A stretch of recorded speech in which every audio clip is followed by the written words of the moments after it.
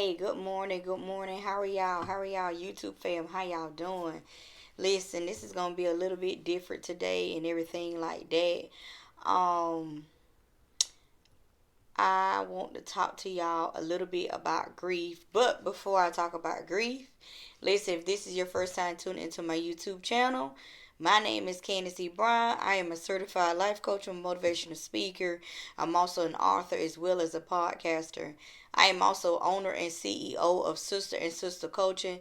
And what I do self-love and self-confidence for women, helping them take their mindsets also from rags to riches, okay? So, for those of you that have been rocking with me for a while, thank y'all so much. I appreciate y'all. Thank you. And please, if you're new to the channel, don't forget to hit that subscribe button, okay? Please subscribe to the channel. Click that notification bell so every time that I load a video, you'll be notified, okay? I know I don't say that all the time, so y'all forgive me. But for those of you that's been rocking with me, thank y'all so much. I appreciate the comments. I appreciate the likes. I appreciate the shares. I appreciate everything. Thank y'all so much. But you know what I'm about to say. For all my ladies out there, fix your crowns, okay? Fix your crown. I don't care if they twisted to the side. I don't care if they busted the million beads of pieces. It don't matter if they done fell down. Listen, they got a crack in them. It does not matter. You have the power to fix your crown. Okay, sis? And there are some of you, I don't know what y'all waiting on, but there are some of you out there, you have not even picked up your crown. Sis, I need for you to bend down, pick up that crown, and walk like the beautiful, bold queen that you were born to be. All right, so like I said, today we're going to talk a little bit about grief today. And reason why I'm talking about this, I'm actually getting ready to host a seminar October 23rd. It's going to be in Colquitt, Georgia at the LAPD, and it's a grief conference. There are going to be some amazing women there. They're going to be speaking. I, however, will not be speaking this time. I'll be speaking just a little bit here and there, but I'll just mainly be hosting, okay? So be sure if you wanna join us, because we're gonna be in person. Hang on just a minute, y'all. Okay, that's better. Okay, so if you guys want to join us, we asking you, hoping and please, okay, nicely, that if you could join us, you can go and purchase your tickets at mindsetchange21.com. Tickets right now are $35. That's the early bird special. However, after October the 8th, I believe, yes, October the 8th, tickets will go up to $50 and they'll sell up to that date. So please go ahead, get your tickets, secure your seat, okay? But I'm gonna be talking about a little bit about grief and what the conference is gonna be about. So when you think about grief, what's the first thing that you think about? Okay, of course, grief is loss of a loved one. Of course, that's what it is. It's the deep sorrow, especially that's caused by someone's death. Okay, it says here on I'm reading this on Google. She was overcame with grief. Okay, so when you think about grief, this could be lost of a loved one. This could be lost of a parent, a child, a grandparent, someone that is still close, someone that was close to you, okay, sibling, whatever it is. And from experience, I have dealt with grief. I've dealt with grief because of the death of my mother. If y'all have read my book, and for those of you who haven't read my book, Breaking Free from My Entanglements, From Bound to Free, I talk about my mother in that book. And if you want a copy, please reach out to me. Contact at mindsetchange21.com. Reach out to me. I will definitely send you a copy. And I'm actually going to get ready to do something next month with the book. So y'all please be on the lookout for that. But you can also get it at Amazon as well. I talk about my mother, how transitioning over, how I dealt with it. And I didn't deal with that in a positive way. I didn't, y'all. Because my mother was like my best friend. This was like a woman that I shared everything with. My good, my bad times, everything. I remember going off to college when I was in Valdosta. I went to college for 2 years and I did not graduate. I'm just gonna tell y'all that, cause I was too busy. My head was every which way. But anyway, I was in Valdosta for about 2 years, and I called my mama every single day. Every single morning, I got on that phone and I talked to my mom before I went to class. So I was like, okay, mom, I got a couple of classes, but when I get out of class, get back to the room, I'm going to call you. And she said, okay. And sometimes, normally on Fridays, I would not have class. So I'm like, I'm finna get up, get my sister. I'm finna call my mama. And I get up early in the morning, y'all. So I call my mama, and we stay on the phone for hours talking about everything. I would tell her about guys and how college life was, and she would tell me about what stuff that's going on back at home with my sisters and brother and stuff that was going on, and this just was like my best friend. So you could imagine when the doctors tell you, I'm sorry, there's nothing else we can do. We done all we could. Um, this is the last stage of this right here. So say your goodbyes. Say what you gonna say to her. Tell her that you love her, because this is all we can do. And for those of you that haven't read the book yet, my mother was diagnosed with HIV. She was diagnosed with HIV. I knew she was gonna leave one day soon, but I just didn't know when. I just didn't know when that day was gonna come, and I never thought about that day. But even in those conversations, she would just bring up, she's like, I love y'all so much. And she said, I love you so much. And this is exciting. And I like, yeah, mama, this is. So those last days were really hard. And this, y'all forgive me if I start crying or anything. It's a little emotional. But I thank God. But those last days, her being here, I could just tell that it was just something different. Cause I always hoped and I always prayed that she was gonna come home. We were gonna go to the beach. We had plans to go to the beach. I had bought us like matching dresses, y'all. I think I had a black and gray one, and she had a red and gray one. They were like the same design, just different colors. And I said, Mama, we gonna wear these to the beach, and we gonna sit out there on the beach. And she's like, yeah. And she always would say, it's just really good to have children. She said, it's good to have kids. And I say, Mama, yeah, I know we love you. We gonna take care of you. Of course, I quit my job to go home and take care of my mom. I had no problem doing it because my mama had seen about me and done so much for me. You know, and I'm telling you, from looking at her from talking to her every day to not being able to talk to her every day, and then you going in there, her not being able to talk to you. She recognized who I was, but because at this point she had gotten to where she would smile at me, but she wasn't talking.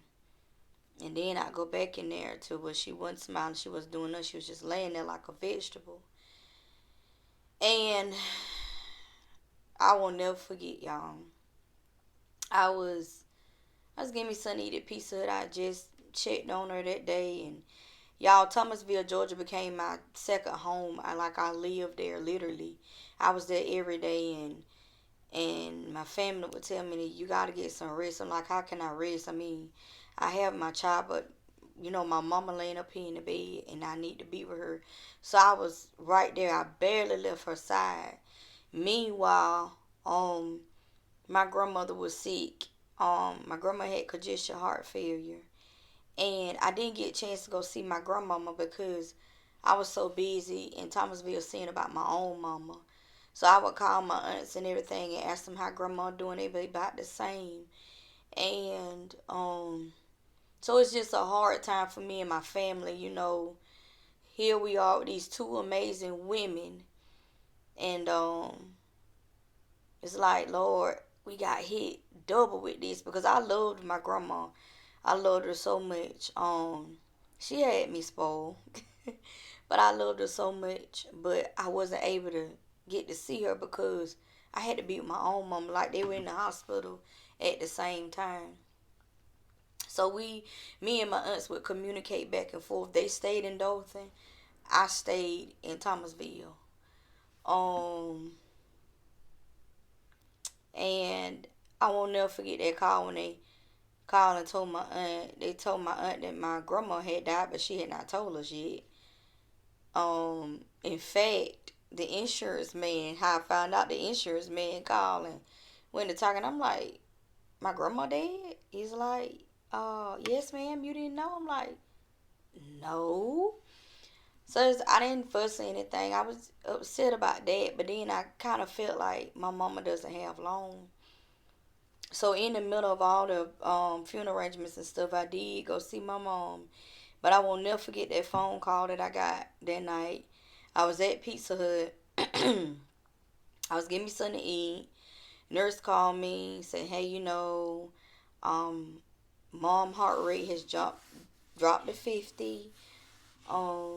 We're gonna do what we can, but you understand what's about to happen." And I said, "Yes, ma'am." So I said, "Should I come see her?" She said, "No, just kind of wait. Let's see. Let's just kind of wait." So true enough, not even 30 minutes later or so, they called, told me my mama was dead. So going up there, seeing her body laying there, it just kind of, I cried then, but I was like, okay. I hadn't really grieved. So even at the funeral, everybody was crying. I didn't cry, and everybody said, "Oh, you just so strong," and everything like that. It wasn't the fact. I tried to be strong for everybody else because I have younger sisters and brothers than me, so I tried to be strong for them. We had just lost my grandma. I cried more about her because I didn't get a chance to see her.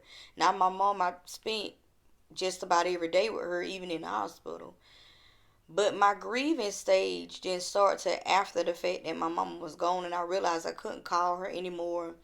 I realized we couldn't go out to eat anymore. I realized holidays and stuff were not going to be the same. That's when the grieving stage started for me. So that's when I started picking up really bad habits. Now, I was already out here in the world. I was already out here partying and drinking and stuff. But of course my mama said, "All right, now that's enough." She put a cap on me. But didn't have that accountability partner anymore.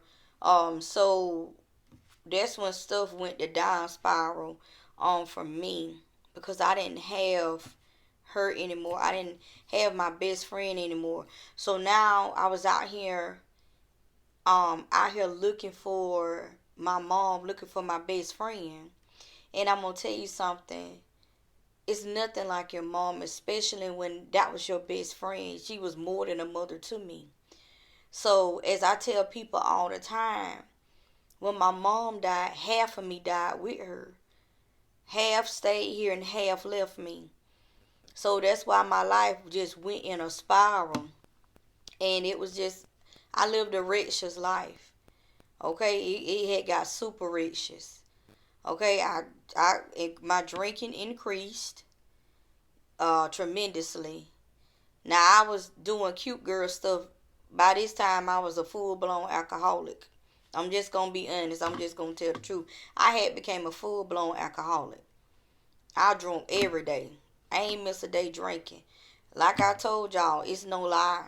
I would be at church planning out what I'm finna go get to drink, and sometimes it had gotten so bad to where the alcohol would be in the trunk of my car on church ground. I didn't have no shame.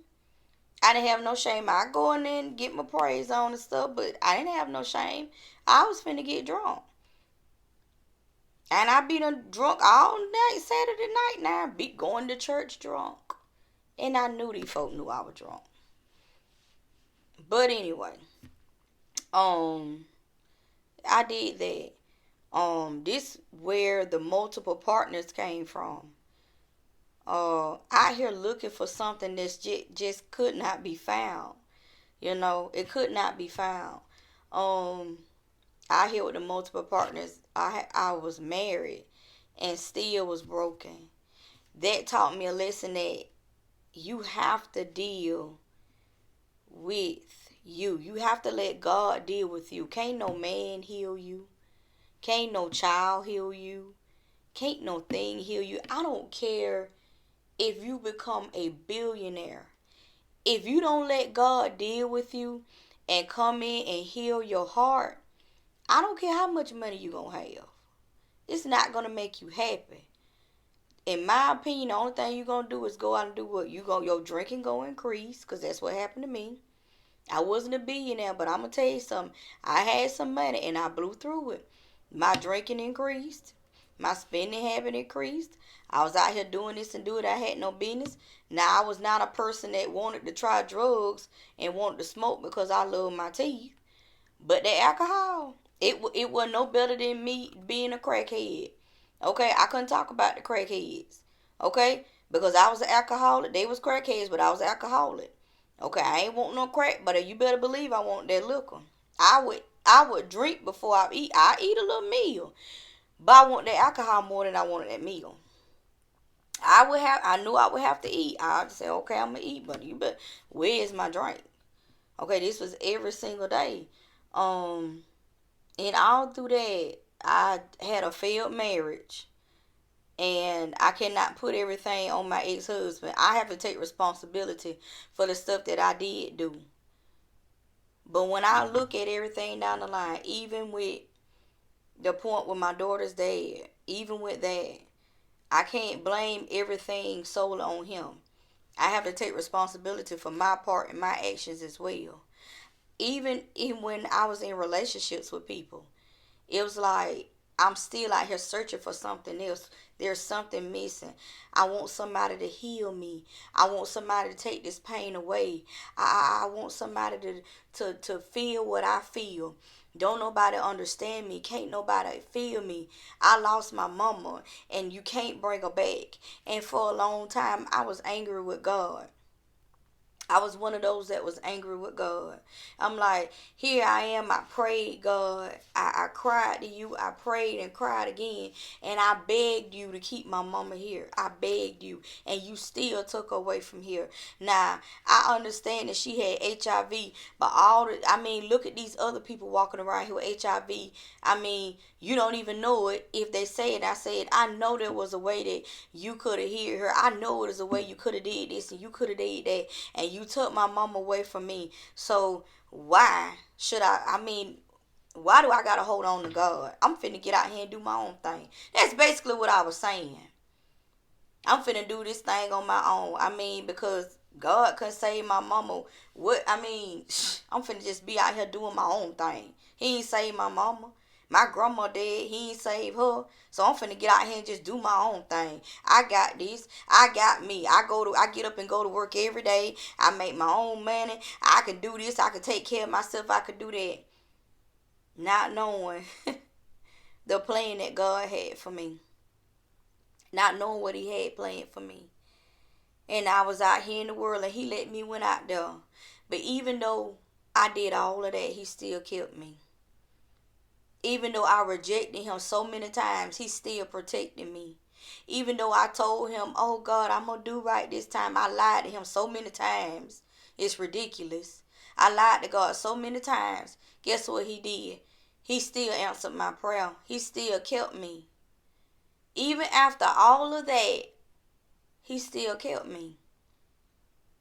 And I asked him a question when I started coming into the knowledge of who I was, y'all. And I know this video is kind of long, so y'all forgive me. But even when I came into the knowledge of who I was, I asked him. And let me tell you something. You want to know something? Go ask God. Ask God questions. Do not let people tell you you ain't supposed to question God. Yes, you do supposed to question him. Okay? You do go and you question him and you ask him because he going to give you the answer. That's what he did for me. I asked him, I said, Lord, why my mama had to leave here? Why did she leave me? Let me tell you something. When I asked him that question, it's just like God has been taking me on a journey ever since then. And I'm here to tell you today, I wouldn't trade it for nothing in the world. When I did my last seminar in Atlanta, and I said, God, I wish my mama was here. And he said, and I know God was there with me. He's always with me. He's here with me right now. He said, let me ask you something. He said, had you became the woman that you are today if your mama had been here? And I couldn't even argue with that. I just smiled. I said, God, no. And I said, God, I thank you so, so much. I appreciate you. I get emotional when I talk about God because how much that he loves us. Let me tell you something. It ain't nothing. It ain't nothing like the love from God. That love that you looking for, that wholeness that you looking for, that healing that you looking for, that provider, that protector, that all in all that you looking for, it's in God. It's in God. It ain't in nobody else. It's in God. I don't care if you, let me tell you something. I tried it. I tried it all. I tried marriage. It failed. You know why it failed? Because I was looking for the marriage to heal me. And that ain't what you're supposed to do. I was looking for my husband to do only what God can do. See, there are some things that only God can do. Can't no man do it. Only God can do this. There are certain areas in your life where only, let me tell you something, not certain areas, all areas, every area of your life. If there are some areas in your life that need healing, you better turn it over to God. Because only God can heal them areas in your life. That hurt and that pain and that brokenness that you feeling here in your subconscious mind and your chest hurting, only God can fix it. I done tried it everywhere else. I done tried it in the liquor bottle. I done tried it in the men. I done tried it in the women. Come on, somebody. I done even looked to my children, but they only kids. Come on. I done even looked to my family, but they only my family. I done looked to my sisters. I done looked at this one. I done looked at that one. I tried everybody. And I tried everything. And everything failed, y'all. I'm like Chandler Moore. He said tried everything and it failed. Oh, I tried everything and it failed. But you know the one that did not fail me was God. God ain't never failed me. He ain't failed me yet. Anything that I have ever asked him for, anything that I ever needed, anything that I ever wanted, even for the stuff I didn't ask for, he did it for me. The healing, I'm telling you, it's an amazing healing. It's an amazing feeling. It's amazing. I came to encourage somebody. If you dealing with grief, if you dealing with sorrow, you just don't know how you gonna get up out that grave, how you gonna get up out them trenches. I came to encourage you that there is a way. There's a way. Jesus already took care of it on the cross for you. Nothing is in vain. Your work is not in vain. If they left your life, if they left by death or somebody died that was close to you and that you really loved, I promise you this. It's going to work for your good. Romans 8:28 says that we know that all things work together for the good. And it's like when I read that verse, knowing that everything, my mama death gonna work for my good. It's working for my good. Knowing that my drinking, it worked for my good. My confusion worked for my good. Me having multiple sex partners, it worked for my good. Come on, somebody. Me having a failed marriage, it worked for my good. Everything that I went through, it worked for my good. And if God did it for me, he'll do it for you. It'll work for your good. God will take that and he'll work it for your good. The one thing that I encourage people is take that hurt, that pain, that brokenness. That is your fuel. You got to learn how to turn pain into purpose. Take all your pain and flip it for your purpose. That's working it together for your good. Everything. You're supposed to take your life experiences, everything that you went through, everything that you are going through, and everything that you done came out of. You're supposed to tell the goodness about Jesus, how you came out of it. You didn't come out of it by yourself. Oh, I did this work on my own and I did this and that. No, if you got that kind of mindset talking about you did it on your own, you ain't there yet. You ain't there yet. Especially dealing with grief.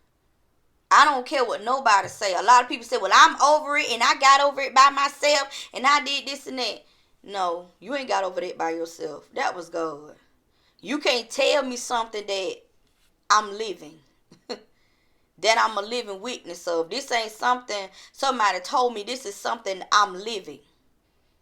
I'm currently living without my mama. I'm currently living without my best friend. I'm currently living without the woman that gave me birth and carried me for 9 months. I am currently living without the woman that had to fight for me to get here. Because everything ain't been peaches and cream over here. There are some things, even my family, that I had to discover. I done had to fight to get here. Oh, the enemy sought out to kill me early. But when I learned that, that was part of my identity. And even now he fights me. But see, I'm always war ready. I'm always suited up. So you better suit up. If you dealing with grief, you are a powerful person. Let me tell you something. If you done lost a mother, a father, a child, a sister, a brother, you have a testimony to tell. You are powerful. Because guess what you can do? You can encourage and help somebody else. Because there are people out here that's suicidal. There are people out here say, I'm losing my mind. I cannot live without this person. I know people like this. I have known people like this, y'all. How am I going to make it? I built them forever and a day. All right, y'all forgive my phone. It went to cutting the fool and all this old crazy stuff. But I was saying was, it's people out there saying, how am I supposed to live without them? This is the only person that I've ever known. This is the only person I ever loved. I know this person. How am I supposed to make it? Listen, you can make it and you will make it. Because the Bible says that we can do all things through Christ who strengthens us. That means you can live through this. That means you can make it through this. But you got to get it in your mind that you can and you will. Listen, let me tell you something. It's like I said in my Matters of the Heart video. If you put God in the depths of your heart and just let it be you and God, let me tell you something. You won't never be disappointed. Okay? When things come about, when stuff happen, guess what? It may hurt you a little bit, but it ain't going to overtake you. It's like this right here. No weapon formed against you shall prosper. Okay? It didn't say that the weapon wouldn't form. It just said it wouldn't prosper. That means it ain't going to affect you. Now, it may come up against you. It may come that you may lose somebody that you love. But guess what? We're going to see them again one day. But you got to get yourself together. You got to get yourself lined up so you can see them. You got to get into your purpose. Whatever God done told you to do. Okay? Learn your identity. Know who you are. When you find out who you are, life is going to make so much sense. You're going to figure out why they had to die, because guess what I did? God gave me all the answers that I had been seeking. He gave me everything, and I said, Lord, I thank you. Now I understand why stuff had to happen the way it did. And I'm still learning stuff to this day, y'all. If he did it for me, he can do it for you, okay? So if you can, please and will, join us October the 23rd at 1 p.m. Central Standard Time. We're going to be in Colquitt, Georgia, if you can. If not, that will be fine. I believe the video will be available for sale afterwards. And I think we'll announce that later on. But if you can, join us October 23rd. I'm going to put the details in the comments, okay? I love you guys so much. Also, don't forget all my ladies, all my queens out there. Me and my wonderful sister Talisa Smith, we are doing our 8-week mentorship program. It started next Wednesday, y'all. We less than a week away. Don't forget to get in there and secure your seat, because seats are selling. Thank y'all so much for the ones that's already purchased. Thank y'all so much. We love y'all. But if you haven't got it, you better get in there, sis, because seats are limited. But I love you guys so much. May y'all have a blessed and safe, wonderful, prosperous day. This has been Coach Candace B. I'll check in with you guys next time.